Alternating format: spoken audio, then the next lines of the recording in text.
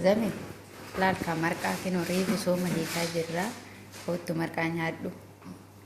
Maayitti illee tal'aadhaa kee akkanatti nyaachaa jirraa jedhi na agarsiisi.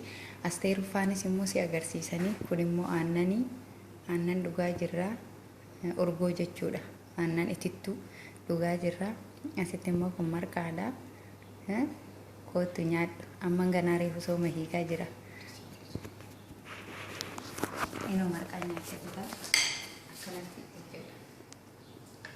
Ishi maal kaa hanga simbiraa namoota illee ta'uu baate nyaachaa jirra. Miyyee kootu marqaa nyaadhu. Abiyyee kootu illee marqaa nyaadhu. Asheetunillee Tolosaanillee kan garaa tulee qabuun keessanii goota nyaadhaa. Shankoorinillee anillee nyaachatan jirtan hin waddishis warra mataa kan isin waame jechuudha.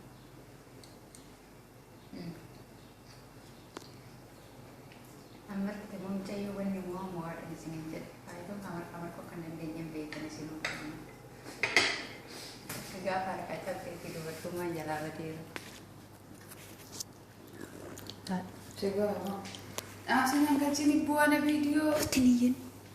Paling banada. Ini wanita tiya sih tanah kamar kanan. Kita nala.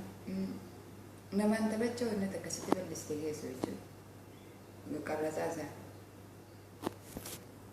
Kutanya dah.